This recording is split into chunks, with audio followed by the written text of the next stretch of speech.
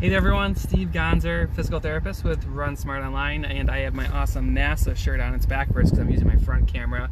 But we had some questions coming through. So we have this program coming up called Need for Speed, where we teach people how to leverage their run form so that they can stop shuffling and get better results on race day. I want to make sure my hair is not too much. It's like 1 billion degrees here in Buffalo today. And if you're from the south or near the equator, you might not think it's too hot because it's only 85 here in Buffalo, but we're not used to 85 and like 1 billion% humidity, so it's hot. But we had some questions come through, like if you're running a 5K, half marathon, full marathon, how do you leverage your run form so that, you know, when you put all the days, weeks, months, and maybe even years into a race, to ensure you give yourself the best chance to get the result that you want. And if you want to learn more before I get started, go to openmystride.com. There's a whole 4-week program we have coming up that starts on August 4th. But here's what you need to know is that, let's talk about 5Ks. You know, when you get out of the gate and you're running hard right out of the gate with a 5K, there's things you can do to make sure that you're not predominantly running with your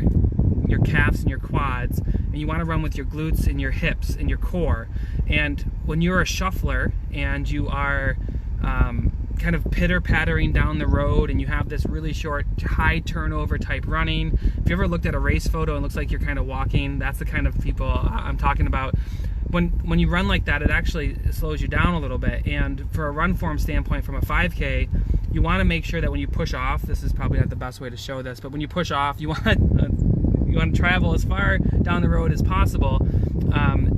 And to do that, you need to run from your glutes and you need to run from your hips. As people get tired, and it doesn't matter if it's a 5K, half marathon, or full marathon, people generally drift towards shuffling, whether they're a shuffler or not. And the problem with that is that it is counterproductive to running faster. So we get this idea that we're just going to claw our way to the finish line, and we kind of just paw, and we do whatever we can. We muscle our way to the finish line. If you go back to my older posts, I've been posting a lot about this. I talk about the figure 4 position. That's what you're really going to want to master. Doesn't matter if it's a 5K or not, but you're going to want to master that figure 4 position, because if you learn how to open your stride, you're going to slow down less, you're going to run faster, and overall, when someone yells at you that you're looking good, you actually might be looking good instead of like, oh, there's no way I'm looking good right now. So the other thing is like half marathons and full marathons. So 5K, like you're right out of the gate, right? You're running hard from the time the gun goes off to the finish.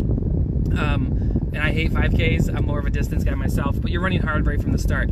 Half marathons and full marathons are a little different, right? So generally what we find run form, how do you leverage your run form in those longer races, is when you get to the wall that everyone calls it, you know, mile, for the half marathon, it's probably like mile 8, 9, where things start to get difficult.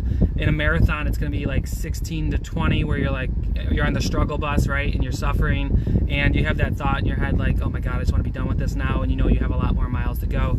That mentality of, you know, hitting the wall, you can actually push through that if you teach yourself to open your stride. What most people do is they hit the wall, they go into a dark place mentally, and then they start pawing at the ground and they're shuffling and it gets exacerbated. So what we talk about in Need for Speed, which is the program that you can find at openmystride.com, is what you want to do is you want to start embracing the figure 4 position, and you want to start driving from the knee. And when you drive from the knee, it'll allow your stride to open back up. And I can tell you from personal experience and from doing this for 10 years is that when you do that, you're able to sustain your paces a lot better, because you're not just grasping for the ground and trying to muscle through it. You'll actually add maybe 1 inch, 2 inches to your stride, and if you take 80 steps a minute, 160 if you're counting both legs on average, imagine just adding 1 inch to every step that you take. You're going to be surging forward rather than drifting back. Now make no mistake, 5K, half marathon, full marathon, when it gets tough, it's just tough, right?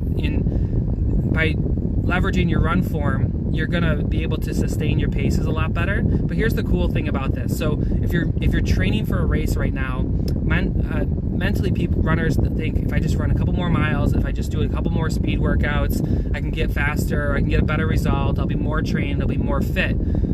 The problem with more in the running community is that more often it translates to more injuries.